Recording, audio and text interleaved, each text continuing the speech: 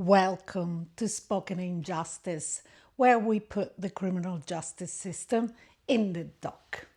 I'm excited today to welcome a guest whom I deeply admire and respect. But before introducing him, I'd like to set the scene with a brief overview of a phenomenon that, while established for decades in the US, was new and boldly so in the UK in the early 2000s. I'm talking about Innocence Projects. I have mentioned this before, but it bears repeating. There is an excellent article by Francisco Garcia in The Guardian, aptly titled, "We Thought We Could Change the World, How Our Idealistic Fight Against Miscarriages of Justice Turned Sour." It offers an honest, thorough and insightful look at the history of innocence projects in the UK. I can't possibly do that background full justice here, so I'll share only a brief summary to help introduce our guests. And I highly recommend reading the full article for the complete story. In 2004, with remarkable courage and conviction, Dr. Michael Norton, reader in sociology and law at the University of Bristol Law School, and someone you will recognize from his many mentions in our videos, announced the launch of the UK's first Innocence Project. His vision was clear. Law students, supported by academics and pro bono lawyers, would investigate claims of wrongful conviction from prisoners and, in time, help prepare those cases for appeal. The initiative resonated quickly. By the end of 2005, several other universities had established their own innocence projects in London, Leeds, Cardiff, Sheffield, among others, which Dr. Norton coordinated under the umbrella of In UK. The combination of high ambition, rigid philosophy, institutional resistance, and internal fracture eventually led to the collapse of In UK by 2014. However, some Innocence Project work has continued independently. One such initiative is the Cardiff Innocence Project, led by our guest today, Dr. Dennis Eady. His dedication to addressing miscarriages of justice began in the early 1990s, when his concerns led to the creation of the South Wales Liberty Group, which later became South Wales Against Wrongful Convictions. I won't say much more here, as I want you to hear about his background and his work directly from him. It's therefore my great pleasure to introduce Dr. Dennis Eady. Dr. Eady, thank you so much for joining us today. That's a pleasure. Thank you for the invite. Thank you. Now, I thought we could start with some background. So could you tell us a bit about your background and what originally drew you to innocence work, and how has that motivation evolved over time? Well, my background was in something completely different, really. I spent most of my career working with people with disabilities of various sorts, including working in one of the big old hospitals, big institutions, and which kind of made me conscious of the injustices of institutional care, even with people with learning disabilities or mental health problems.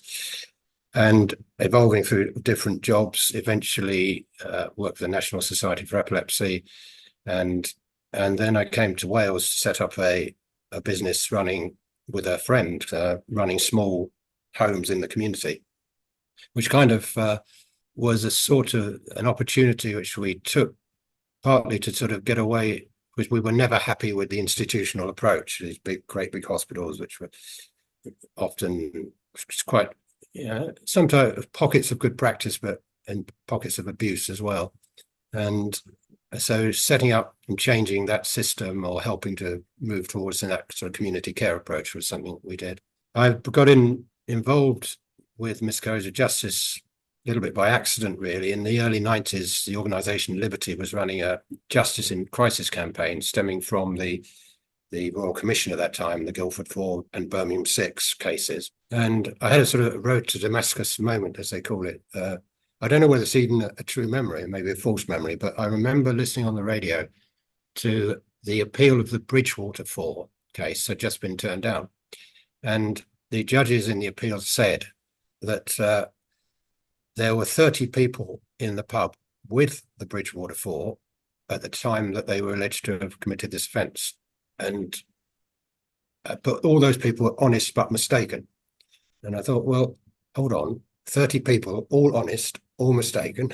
This doesn't sound very likely. Now, that may be a false memory. That's the thing that I thought, there's something crazy going on there. And that sort of theme has run through everything since, so that the legal system is not always very logical. It's not always very reasonable in the approach it takes. So we came to Wales and thought, well, I'll join a group. I'll join a Liberty group as they're interested in this field, or try. And there wasn't one, so they said, well, you can try and set one up, which we did. And then increasingly, miscarriage of justice was the thing that was coming to us. Liberty, of course, deals with all sorts of issues, but miscarriage of justice was the thing that was coming to us. So I got involved in this, and we were involved in some quite high-profile cases. Jonathan Jones, the Merthyr 3 to a degree, and the Cardiff Newsagent 3, which is a big one, which eventually overturned Michael O'Brien, as many people will know, and the others, Bliss Shode and Darren Hall. And after a while of doing this sort of voluntary work with South Wales Liberty, which later became South Wales Against Wrongful Conviction, I thought, well, I should. People started asking me questions. I thought, well, perhaps I should know something about the law because I'm not a lawyer. So I went back into higher education. Eventually, did a PhD, which was about miscarriage of justice, and then, to my surprise, was offered some originally part-time work with the Innocence Project, which that was in 2009, and it's developed since then. So it's all a historical accident, really. Being here. I see. That's very interesting. And building on that, how do you balance the demands of academic research with the hands-on work of investigating wrongful convictions? Right. Well, I mean, I don't do a lot of research as such. I'm not really a researcher. I'm employed purely on the Innocence Project. My colleague, I mean, our staffing is basically our line manager, Julie Price, but she's responsible for a whole range of pro bono projects. So she's not actively on the project anymore, although she was at the beginning of the project. Two colleagues, Charlie Westwood and Holly Greenwood. Now, they would, particularly Holly, would get involved in research much more, and they also have teaching responsibilities. So their time on the Innocence Project is much more limited. So in terms of research, I mean, my PhD was influential, I guess. It's mostly of a qualitative nature, and I suppose just the experience, we use that to make representations here and there to government or whatever, and to produce some papers in academic journals. But I'm not a big researcher as such, so it doesn't impact on my time a great deal, although the campaigning educational thing obviously does.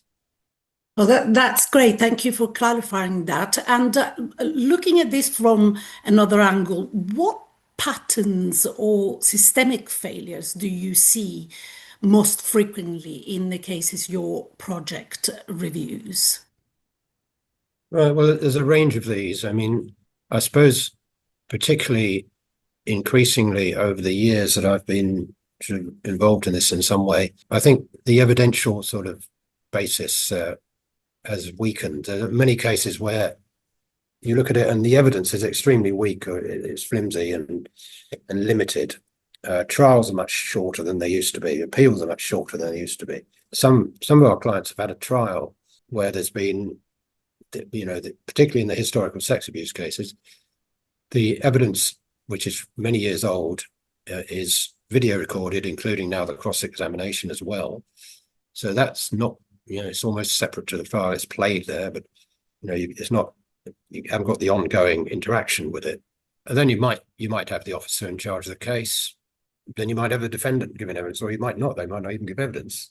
Very rarely as their defence witnesses. So it can all be over in a day or two, or 3 days, maybe 4 days, with various interruptions usually. And then somebody's getting decades in prison. So, my God, we've in such a limited basis, we've done this to somebody's life and on very weak evidence. So there's the evidential issue. There's still a problem, although we don't get so much, the false confessions, the traditional sort of miscarriage of justice, but we still get very dodgy witnesses in all sorts of cases, sometimes in sex abuse cases, but also in other cases, particularly where there's been some cases related to organised crime or something like that. Then the witnesses can be, all of the witnesses can be criminals themselves.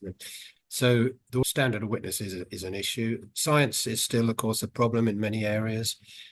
But I suppose the overall thing, and what mainly my PhD was about, was this sort of idea of case construction, which is certainly not a new idea, but it's an idea, the idea that when a case is investigated, everything that points towards guilt in any whatever way, however tangential it may be, is included. Anything that points away from it is excluded or is sidelined. And things are interpreted in whatever way you go, you lose, sort of thing. There's a case we had where chap was accused of injuring his wife, and the wife went to hospital. He called the ambulance, in fact. And years later, they produced one of the nurses from the hospital at the trial, and they said this was all very strange, because the chap was sitting in the waiting room there. His wife was in the emergency department, and he wasn't coming up to us. He wasn't sort of coming up every now and then and saying, "How is she?" He just sort of sat there waiting. But isn't that what people do in emergency departments? You don't go off and hassle the staff every half hour and say, "What's happening here?" Most people just sit there and worry and sit and think. Had he been doing the opposite, had he been constantly interrupting the staff, saying, "Oh, how is she? What's happening?" Then they'd have used that, and they'd have said, "Well, it was very strange. He kept hassling us all the time." You get that sort of stuff. It's not really evidence, but and therefore it's not appealable, because you can't say, "Oh, that piece of evidence because it's distorted," because that's not an appeal point. But it's very influential potentially on juries and so on. And you get a whole load of this stuff. Character assassination is another aspect. Every little thing that's wrong with this person and very little that's right with them, which you could do to any of us, frankly, that's sort of dragged up. So I suppose the case construction is there, but the lack of evidence or the weakness of the evidential case is often, and then you've got things like science, and you've still got the traditional causes, the non-disclosure, poor legal advice, that sort of thing. It still baffles me that lawyers appear to say to their clients, "Well, we haven't got to do anything. The prosecution's got to prove its case, so we just basically keep quiet." And when I first heard that, I thought, for the best. yeah. When I first heard that, I thought, well, surely lawyers don't really say that to people, because that's so naive. They can't be that naive. But time and time again, clients say to me, that's what they've been told. And surprisingly, in very big cases as well. We have discussed this on the case of Lucy Lebby as well. There is that overconfidence that you don't need to do anything as a defense, especially in an adversarial system that is so wrong. Absolutely. There's a book actually by Shepherd, Wolfsover, and somebody else called Active Defense. And, that's what you need. Of course, it's all a matter of, with defense lawyers, they're so busy, it's underfunded, so on. Yes, they can't really do active defense, but that's what you need. Your defense needs to be active. It needs to be pretty much proving your innocence. I agree with that. And actually, you brought up a really interesting point there of the guilt. I have just released a video, well, I'm about to release a video on the influence on the way we think and crime, which is very interesting on that point of guilt. So just for our viewers, look out for that. Just to change angle altogether. What role do students play in your Innocence Project, and what skills do they typically gain from this work? Right. Well, the way it works is we have our cases coming in, and we get, a lot of letters coming in and emails and all the rest of it. So students work in groups of about 6 to 8 students usually. They have a student team leader who's somebody who's been on the case for usually the first year, or certainly at least 6 months, 3 months. And they have a staff supervision, which I try to attend all the meetings I can. Charlie and Ollie also work on part-time projects, so they sort of oversee some groups as well. So at the moment, we've got 10 student groups, and that's the way it works. So the students are involved, and their role is to try and, we have a bit of a template of how we work through cases. So they'll work through the basics of the case, sort of setting it up, understanding it, summarizing it, indexing, summing up, that sort of thing, and then go on to looking more in detail at interviews and evidence and science or whatever is involved in the case, and eventually producing some sort of report, which could be one of three things. It could be a report which unfortunately says to the person, "I'm sorry, we've looked at everything we can, but we really can't find any way forward here." It could, if the person hasn't had an appeal, it could be that we will say, we think there's some arguments here, but we're going to have to try and find a lawyer to take this forward, which is pretty difficult. We occasionally use an organisation called Advocates, which is still bar pro bono, to try and get a barrister's opinion. But so we produce a report, which then would go, hopefully try and find a lawyer to say, look, can you take this forward? And the third one, of course, would be a CCRC application, if the person's already had an appeal. What do students gain? Well, it's remarkably popular with students, even though we try to put them off, really, because there's, for example, we've had 3 information meetings for students who may want to apply to the project. And that in those 3, the total number of people that works about 230 people. Now, in theory, they could all apply. We've already got nearly 40 students on the project.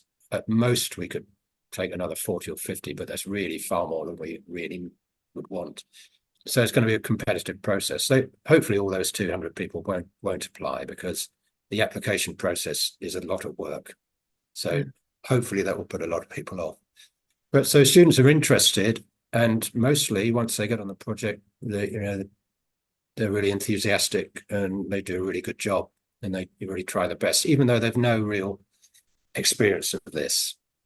It's a bit of an illusion, which I suffered from as well in the early days, because I thought, well, it's an Innocence Project, law students, they know all about the law. They'll be able to sort of understand all this and come up with ideas. But of course, they don't really know much about the law. They're coming to us after a year, basically a year and a bit of doing a law degree, which covers all aspects of the law. Not that much actually about criminal law. And so they really don't know much about it. But what they get from the project is a number of things. That firstly, they get to work as a team on something, which can be great in itself and helpful to them. They get to look at a real case. So looking at real case papers, really understanding the appeal system, what it's like, really seeing the evidence that people are convicted on, not the illusion that there's proof and all this stuff. So they get And to eventually they give up, do they? Actually, very few do, actually. I mean, you get a few people who withdraw, usually because they're finding just the workload too much, but very few give up. No, they keep going, they stick with it. And so they're learning about this sort of thing. And one of the reasons they stick with it is, I think sometimes, hopefully, they also get some empathy for the client. Occasionally they get to meet the client if they've been released, or very occasionally we've been able to take students on prison visits, but prisons are a bit dodgy about that. Or sometimes, more often, they meet the relatives of clients. And the way you look at a case or an event is always different when you talk to the person, as opposed to the bits of paper about them, or even the media reports. You talk to the person, you get this quite a different understanding of things, and you potentially get empathy with them. So what I hope, perhaps more than ever for students, is that they will get a feeling of some sort of concern and empathy about this issue, and a greater understanding of the complexities of it, and that it isn't just a simple bad person, good person thing. It's much And more. hopefully they will take that in their practice in future. Yeah, So that's the hope. that's fabulous. Can you describe a case that significantly influenced your approach to innocence advocacy? I'm not sure that. I mean, I mentioned the Bridgewater sort of 4 event. I'm not sure there's really a particular case that did. I mean, there are cases that, the case construction example I gave you earlier, that was quite influential. So, no, I think I don't think there is a particular case. I think it's a whole range of cases which have a certain similarity in some ways. So just So in the the advocacy tend to be the same. pretty much, yeah. Obviously, it depends on the approach you take when you've actually got some evidence. I mean, the difficulty for us is that in many cases the only evidence is an accusation. So I suppose perhaps the biggest change we made was the creation of what we call the template, because it gives a structure. A few years back, it's actually a few postgraduate students were sort of saying to us, well, we're getting these cases, particularly the sex abuse cases. All we've got is the accusation. What on earth do we do? Where do we go? So we with that group began to work on a sort of template for action. So a series of basic things to do at first, and then to look at the interviews, to look at the investigations, look at the disclosure, etc., etc. So there is actually quite a lot you can look at when you actually get it down. But having that structure is perhaps a bit most significant change we've made. So we're doing the same things, but we're doing them in a more structured way. And obviously, within the case, you'll get particularly interesting aspects, which will take you off in another angle. But those basic things help us work through the cases. That sounds great. And are you working on any case right now that you find especially concerning? Uh, I wouldn't say there's cases I find well, there are, but it's almost all of them. That's the problem. I suppose the sex abuse cases are concerning because of the lack of evidence, and also just from a humanitarian point of view, many of the people that are being accused, because the cases are so historical, are actually very elderly. So we've got 2 clients now in their 80s, one of whom is 88 years old, and he's got a 20-year sentence. So and we thought, well, he might have a case for campaigning on a sentence, but it's not going to make even if it was halved, it's not going to make any difference. Yes. Another client has now eventually been transferred to a secure care home because he had dementia. And he had dementia at the time of his trial. And what is the public interest apart from pure revenge? Even if you accept that this guy's guilty, which we don't think he is, that what is the point? Apart from pure revenge, of putting somebody in that state of mind in prison or at that age. Absolutely. Those cases disturb me when people are very old or very vulnerable. When we're quite interested in the whole vulnerability thing in the criminal justice system. But again, the problem is it's in some ways almost everybody, but certainly Prison Reform Trust will tell you that about 70% of people in prisons have some sort of cognitive or learning disability or mental health problem, or then drug addiction and so on. So all of those things. There's the whole issue of age vulnerability, joint enterprise. We've got a number of cases of joint enterprise. Actually, I think we've got about 6 or 7 on the go at the moment at various stages. 4 or 5 of those involve women, actually. All of those cases, the person involved was not at the scene of the crime. They were in some way accused of conspiring. But they end up with the same sentence, or sometimes even greater, who actually did the crime. It's very bizarre.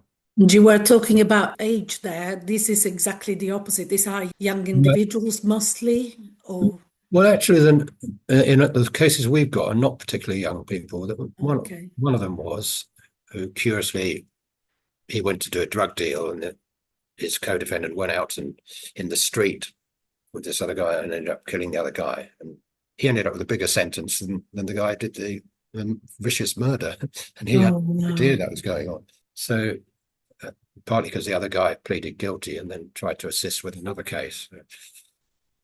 But but most of the people that we're working on joint enterprise, actually, apart from him, are not particularly young. They're sort of 30s, 40s, but they're either women who were sort of accused of conspiring in some way, or they were just involved with the group in some other way. We've got one chap who they were trying to look for this person who they had concerns about, this group of people. I mean, on his account, he had no idea. He just thought they wanted to talk to him about it, really. And then as a kidnap, he gets out of the car in a panic. He withdraws from the whole situation at that point, really. Phones up other people, says what's going on. But he ends up convicted with the same very, very long sentence as the people who actually committed what was an extremely vicious murder. So people are maybe involved to some extent, but not anywhere near the extent that they end up being convicted of, which is another Yes. another thing the students get out of this, I suppose, the complexity of these things. Indeed. And it's great that you're giving us another view of joint enterprise, because it is typically pictured as the 16 to 18-year-olds Black. So it is interesting to see that there is another side to joint enterprise. So older people, women as well. So that's very interesting. What are, in your view, the biggest misconceptions the public or policymakers have about wrongful convictions? Sort of noted three things on this. Firstly, that the idea that they're rare, which is not the case. Andrew Markson came out of the Court of Appeal to his credit saying with a T-shirt, "I'm not the only one." Secondly, that they're simple matters and that you're guilty or you're not, or you're good or you're bad. Successive governments have created this sort of notion that actually they're fine and outstanding working people, and there are the others. And the world is not like that. It's so much more complex. So it isn't simple. Sometimes, some of our clients, possibly have done something, but whether they've done exactly what they've been convicted of is maybe another matter. And why have they done that? There's quite a bit of sympathy and understanding towards women and domestic violence and all that area, but of course it also affects men. Most men can be subject to extreme intimidation in groups where certain situations where they become involved at some level in, for example, a gang violence or something like that, or drug dealing. And get sucked into it, and they may be intimidated in just the same way that a woman might be in a domestic violence situation. So these things are very, very complex. And plus, I suppose the big one is that the idea that probably the public have that appeals are easily obtained. An old campaigning friend of mine had a very good way of describing this. She said that overturning a miscarriage of justice takes a multitude of people to move heaven and earth. And I think that's a very good description of exactly what it does take. No one person ever overturns a miscarriage of justice. And the vast majority of miscarriage of justice are not overturned. So one thing an idea came to me, it seems a rather obvious idea really, but I never really thought of it before. I was watching one of these jury things on television where they have the mock juries. And while they're filming the mock jury deliberating, one of the people said, "Well, look, okay, it's a bit difficult, but if we get it wrong, they can always have an appeal."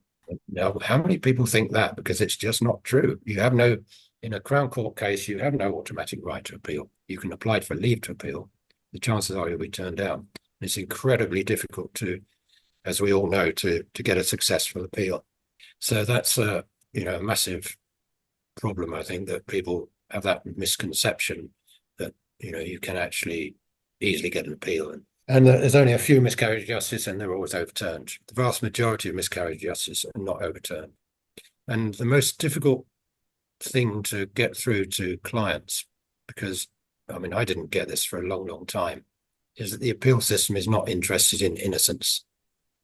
And people hear that, they think, I tend not to say that directly to people. I sort of Scary. It's a scary thought. Yes. Have around the issue a bit, but gradually it's a case of, because you think, and I was just as naive of this when I started out with the campaigning. I produced these documents for all these good reasons why the person couldn't have done it, not realizing that they're not appeal points. You think, well, look at all this cumulatively. Surely you're going to think it's worth an appeal, but it isn't. You've got to have specific kind of technical legal points or new evidence, and even then, half the time the Court of Appeal won't accept new evidence. So yeah, we have coined that the paradox of innocence. Yeah. Innocence will not help. No. In fact, you are more likely to have an appeal successful if you have committed a crime, in terms of, for example, reducing sentence or other issues to do with there was any procedural issue, rather than if you are actually innocent. Yes, that's a very It's good the way of putting paradox of innocence. it. And Yes, we have the same paradox because we we would rather deal with murder cases because there's nothing attractive about murder anymore. There's anything attractive about sexual abuse, but at least with a murder case, you've usually got some evidence to work with. When there's no evidence against somebody apart from accusation, the less evidence you have, the worse it is in a way, because it's absolutely. unappealable. You've got nothing to appeal. So Yes, I got agree. scientific evidence, you can reinvestigate it.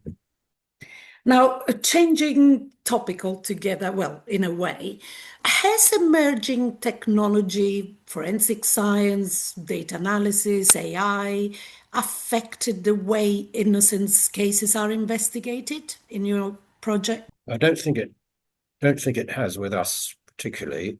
Obviously, I mean, you can probably just see these cupboards, these big cupboards on the screen there. We've got about 20 of those, all of which are full of case papers. But of course, now most of it is digital. So in the past, students used to come in and work on the cases because they couldn't take it out, so they had to do it in that time. Now it's changed to a digital system. We have a thing called Clio. So the case papers are all available online, so students can work at home and so on, which is better in some ways. It's not quite so good because you don't get so much contact with students when they were coming in and doing it. It was a bit better in a way.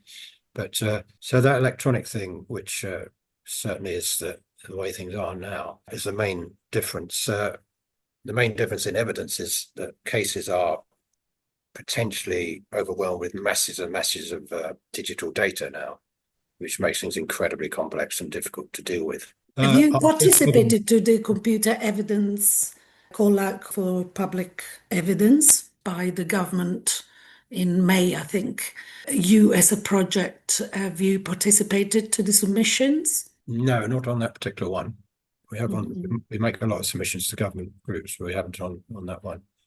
The main thing that would help our project enormously is that in recent years, the development of the Crown Court digital case system. So there is this file, which you'll know about, I'm sure, where all the issues in the case, all the documents of the case should be on this Crown Court system.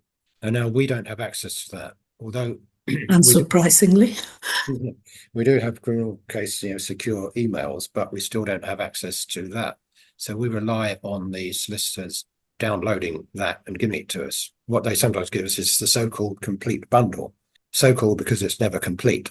So it doesn't include the unused evidence, for example, and a lot of the other sort of defense stuff is not there. So if we could have access to that and just go in and use that in case, it would be enormously helpful. But at the moment, we don't have access to that. At the moment, we're telling students not to use AI because we don't think it's secure enough for our purposes.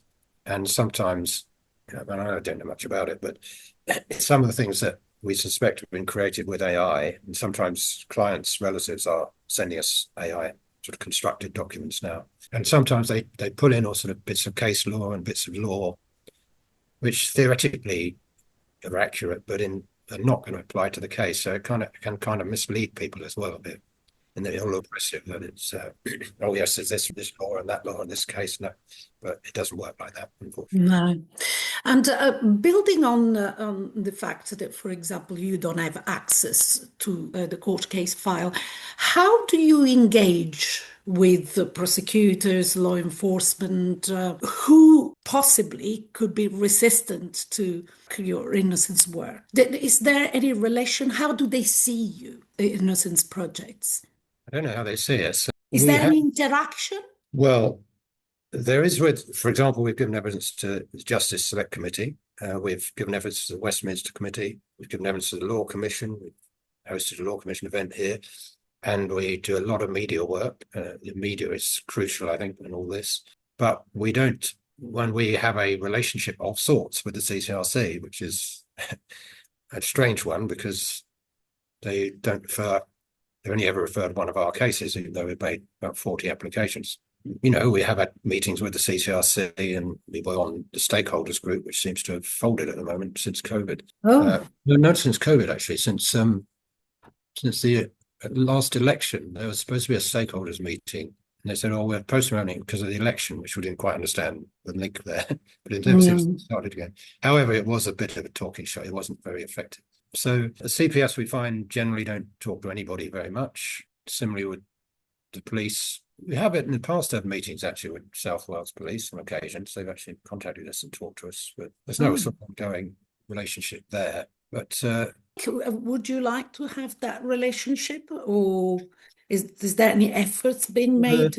It's not something we would actively pursue, but we wouldn't reject it. You know, if those organisations wanted to talk to us, we're more than happy to do that. And we have a couple of very good policing experts who advise our project. So because we rely quite a lot on sort of pro bono help from occasionally forensic scientists, psychologists, policing experts. So we can draw in people like that. So I think we're recognised as a project by most people who are trying to reform the system or investigate that sort of thing. Then we do get a say in that, which is good, and we're very grateful for that. So you don't see resistance in your reform-seeking actions? Not from organisations and even government departments that are looking at reform. They seem to be happy to involve us, but whether anything changes as a result of all that is another matter. And talking of ethics now, what are the main ethical challenges you encounter when handling innocence claims? Right. Well, we were at the conference in Manchester recently, which was mostly around the Lucy Letby case with Manchester University and 19 nurses. And my colleagues did a talk it was mainly about hope, because we did do a survey of 20 of our clients. So in this case, it was historical sex abuse cases, and sort of trying to find out what, if anything, they got from the project. And the main thing they seemed to get was not the overturning of their cases, much of they obviously everybody wanted that. It was the fact that it gave them some sort of hope. People listened to them and, believe that it's just, well, not necessarily believe them, but were prepared to look at things with an open mind and listen to people. And they were saying, well, this gives us some sort of hope. So I suppose the big ethical dilemma that we have is, do we mislead people? Do we give them false hope? Is false hope better than no hope? Which is somebody once said to us who'd been convicted of these offences. He did say that, false hope is better than no hope in his view. And perhaps it is. So the big ethical dilemma is, are we leading people along, in a sense? Because sometimes you look at a case and you think, this may be a miscarriage of justice, but the chances of overturning this are absolutely minimal. And people obviously want to believe that we can do something about this. Are we deluding them? Are we misleading them? We do make a point whenever we respond to any inquiry. We really stress that we're a limited organisation. Our workload is very inexperienced. There's students. We don't have the powers of even a law firm. We don't have those powers. We can't take cases to appeal ourselves. We have to engage lawyers. And we have, in a sense, a poor track record, although we've had a couple of cases overturned, but out of, all the ones we've looked at is very, very small proportion. So there's that fear that we're sort of deluding people and leading them along, or even using them for the students' benefit, So yeah, there are ethical dilemmas. It does worry me.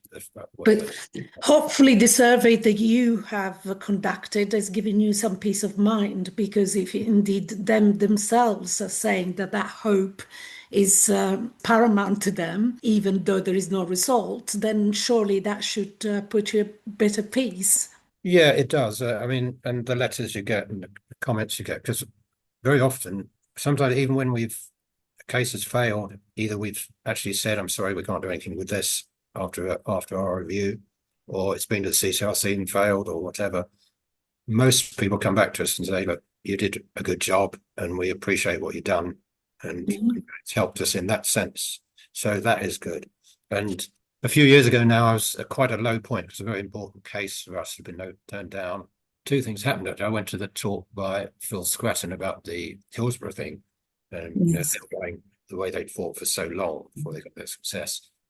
And also I had a letter from one of our clients, which was basically saying that the project, even though the CCRC application had failed with us, and we printed CCRC and they turned it down, he said, in my darkest hours, it was the fact that you were working on this, you were taking interest, you were listening, that what he said basically prevented him from committing suicide. Whether that's truly the case, I don't know. And I thought, well, perhaps it is worth it. And he said it's worth it even for a few people, you help them through that. So yeah, I mean, there are ethical dilemmas, and sometimes we did reach a point where we thought, do we carry on with this casework, or do we just try and campaign and write about stuff and work with the government, stuff like that? But I think that it is important for students, and it seems to be important for that at least somebody tries. That seems to be important to people who are in this situation, having been wrongly convicted. There is very little that the system otherwise offers. So to me, I think you should be at peace that whatever you're doing is an action that touches these people who have no other recourse whatsoever. Yeah. And of course, like everyone in the criminal justice system, we suffer from overload. So many people Yes. writing to us, and we end up taking more cases than we can really deal with. And then sometimes you think, oh my God, we haven't done anything about that case for 6 months, and it's or you Yeah. reach a point where you can't do any more with students, but you don't really want to sort of close the case, so it sort of lingers on, and it gets to overload, and you suddenly realise you're not doing what you should. I completely understand. Now, you've touched upon this briefly, but perhaps you can give us a bit more details on how do you decide which cases your project takes on, given, as you just mentioned, the limited resources and the high demand? Yeah, this is always a question that comes up, and it's always a rather difficult one to answer, because we don't have a formalized approach at the moment to deciding what cases we take. We've often talked about that, but we haven't really established it. So what happens is people write to us, or the relatives write to us, or whatever, or sometimes solicitors pass people on to us, probably to get them off their desk, I imagine. So usually the first thing you do actually is to look at the press reports, if there are any. And that's sort of the worst thing you can do, because it always tells the worst story. The press never report the defense case; they only ever report the prosecution case. So you look at that, and there might be question marks that come up as a result of that you want to go back to the person and ask about. So if somebody is saying, I didn't do this, it was self-defense, and the press report says you stabbed them 4 times in the back while they were running away, we write back to them and say, look, what about this? And if you've got a situation like that, usually the person doesn't come back to us, because they realize they really haven't got the case here. But generally speaking, unless there's something we want to discuss with the person, first of all, we will send them our application documents. And those documents stress very strongly how difficult it's going to be, how difficult the appeal system is, what our limitations are as a project. We're a student project, we're the last resort. We advise them to go and get a lawyer, a proper law firm, if they can possibly do that. Although these days I advise them not to spend their entire life savings on it unless they've got a really good case. Because I really wonder about the practice of some lawyers who charge enormous amounts to tell people they've got no grounds for appeal, which we could probably tell them in about half an hour. So in a sense, we try to put people off, because there are more people writing us than we can take forward. But actually, when I look at my records, more people don't come back to us than do come back to us, in fact. So more people don't fill in the forms and come back. And when we get the cases back, then we will sort of we have a waiting list a lot of the time. So we do say, the other thing we say to people is, we might not be able to look at this for another 6 months or whatever.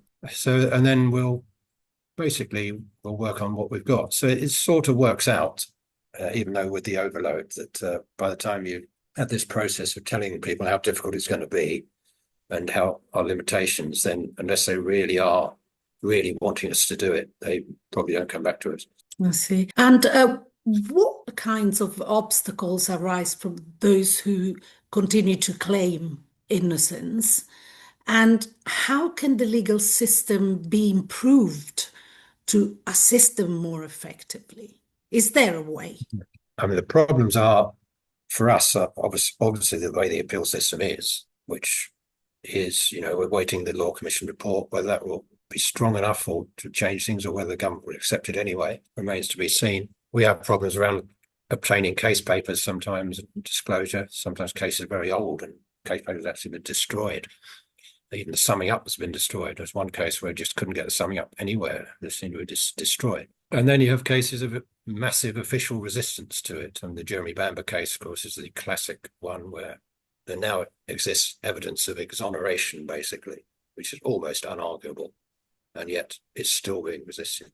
So you get that. So those are the obstacles, along with many others, of course. I mean, there are many people in prison who are very difficult to help because their literacy may be very poor, so they can't write to you about it.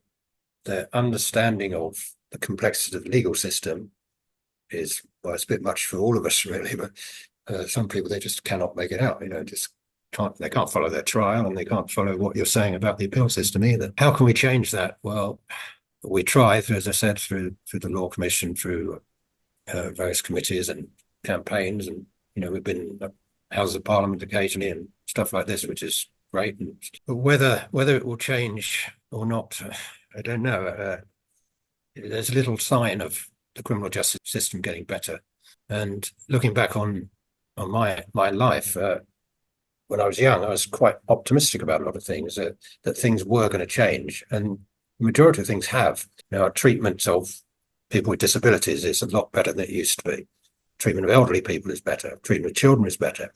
All of those things have improved.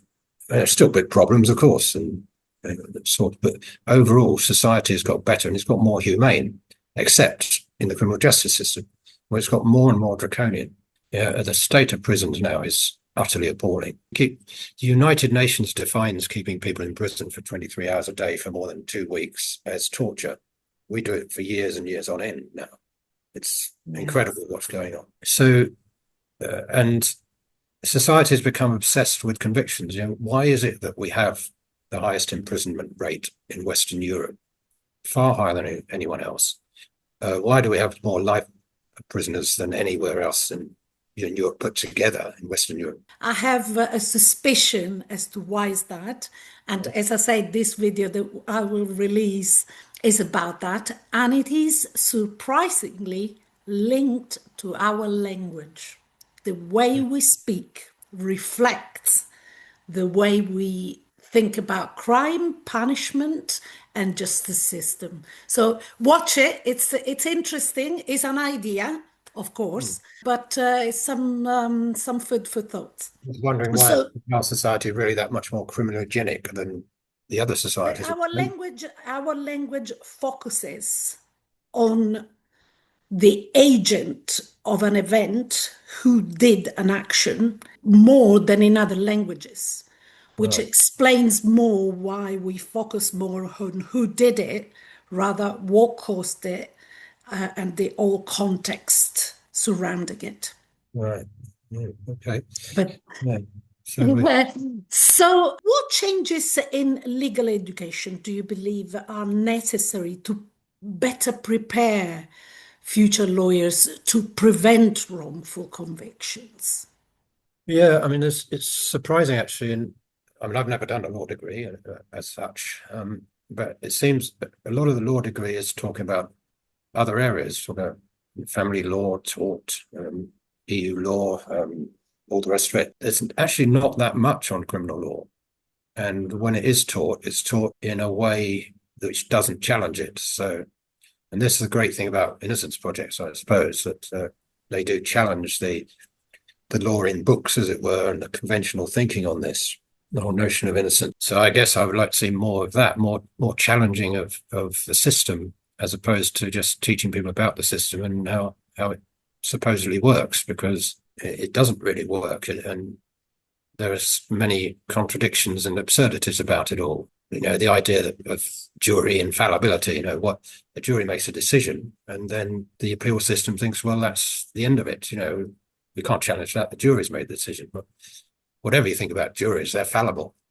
And whether you change the jury system, whatever system you have, and there are lots of different ways you could do it, in fact, with different mixtures of people and professionals or whatever, but whatever system you have, never think it's infallible. Nothing is infallible. It should always be that option to look back at it and say, oh, hold on a minute, there's something not right here. So if in terms of legal education, I think in all education, education is about challenging things in a rational and reasonable, civil way. And, we have this dreadful no platforming thing, people, I think you may violently disagree with somebody, but, let them speak and challenge them and show their arguments, why you disagree with their arguments. And it's a tendency for that sort of questioning thing not just in law, but probably in all other areas as well, which doesn't create the same sense of anger, I suppose, and same desire for change that maybe we had when we were that age. And so that's the main change. And innocence projects are, in a small way, do that. But there aren't so many innocence projects around these days because the work is just so difficult and demanding that most places are giving up on it. Yes, I think also focusing on the idea that the trial is really our first and sometimes the last opportunity to get things right. And so having that focus, because as you said in the jury, saying, oh, it doesn't matter because there is an appeal, sometimes that can give a false sense of security. And we say, okay, if we don't get it right here, it's not important. But it is. So perhaps that focus, I don't think that is stress enough. Getting it right in the first place is what really matters. Yeah, these are incredibly difficult decisions that juries are asked to make, because it comes down to who do you believe a lot of the time, particularly when so much people think, oh, it's all about DNA and scientific evidence, but actually that's pretty rare. Majority of cases, it's just what people are saying, often rather indirectly, not as though it's actually witnessed what's gone on, but they just sort of saying, what they think about things and what they think of the person and all this sort of stuff. So, and it's very dangerous. And we can work on a case for years and still not know whether the person did it or not. And it's incredibly difficult. So this idea that you can just prove a case and that's it, and there's no doubt about it. Yeah, it's a nice idea, but unfortunately, completely unrealistic. I agree. Just the final questions looking ahead. What gives you hope, or do you have any hope about the future of innocence work and what concerns you most? I guess you said here and there, but just as a final way of describing both concerns and positive aspects. right. About innocence work specifically. Yes.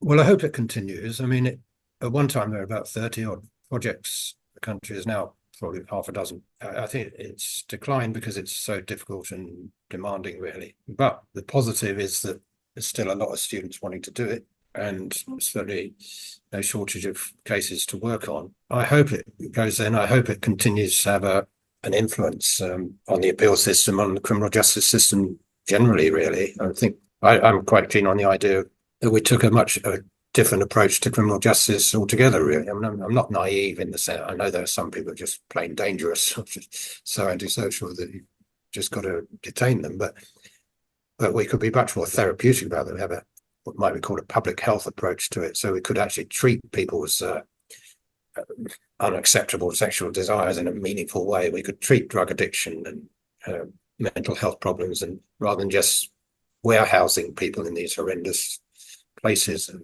we stick them in where they come out worse than absolutely, yeah. when they went in. University of crime thing, yeah, absolutely. Indeed. If they're not drug addicts when they go in, or criminals, they will be by the time they come out. Or you'll have been treated so badly that you will have a profound hatred of society, which will probably want to make you commit crimes far worse than you ever did. What can innocence projects do about that? I mean, I think their role is probably never going to be massive, but if it helps create some better lawyers, we even had a letter from an email from somebody who's become a prosecutor who worked on the innocence case, and she said, I'm much more cautious now about my approach to prosecuting. Now that's good. Amazing. We hope there'll be good defence lawyers out there that have benefited from it, and we hope it will, continue to perhaps get a voice on where there might be change through things like the Westminster Commission, which has been quite influential, and government policy generally. But do I have great hopes? I see things overall in the criminal justice system getting worse, and our attitudes to the whole thing getting worse and more intolerant, more draconian. And of course, if society is like that, it's more likely you're going to miscarriage of justice. You're going to have a lower burden of proof. You're going to have much more intolerance, much more concern about just convicting people. So the traditional causes of miscarriage of justice are still there, but really, probably an even greater cause now is the kind of society we live in. That's what is going to really influence how many miscarriages of justice there are. And the way it's going at the moment, there are an awful lot of miscarriage of justice as a result of that, even though society has improved in many other areas. That is a not exactly nice, but a good note to end it on, because it gives our viewers, who are representative of our community, some thoughts on understanding how we approach crime and how we approach innocence claims. And it depends on us as a society, because the criminal justice system will reflect what we think about it. So thank you so much, Dennis, for giving us this very interesting talk. And would you be willing to come back again for discussing specific cases? Yeah, if we have the client's agreement, we could discuss cases, certainly, yeah. Brilliant. Do you have a final message that you would like to give it to our viewers or to people who maintain innocence? Well, yeah, just I suppose just keep it up, keep going, because it is a long, hard struggle. It needs all the support it can get. But if you're lucky enough, and there is a lot of luck involved, and I've been lucky enough on a few occasions to actually play a small part in overturning a conviction. And when you do that, all the struggle, all the years of desperation and all the rest of it are worth it, because it really is a fantastic feeling. And so even if you just supported a case, please keep doing it, because it's so important for people to know that they're not forgotten and that people actually care about it. And you might one day actually have that incredible joy of somebody being actually cleared and their life being brought back into some sort of reality again. So thanks for the opportunity to do this, and hope it's been helpful. Thank you so much, and hopefully we'll see you soon. Thank you. Yep. I think we can all agree that this was an enlightening conversation. What an incredible commitment. I hope you have all been as inspired as I am. Whether it's helping future lawyers to become more empathetic, offering hope to those who maintain their innocence, or advocating for meaningful reform, there is no doubt that Dr. Eady's work is not only profound, but also impactful. Thank you for staying with us right to the end. As always, we invite you to like, subscribe, share, and keep the conversation going in the comments below. Join us again as we sit and rise in this unique trial.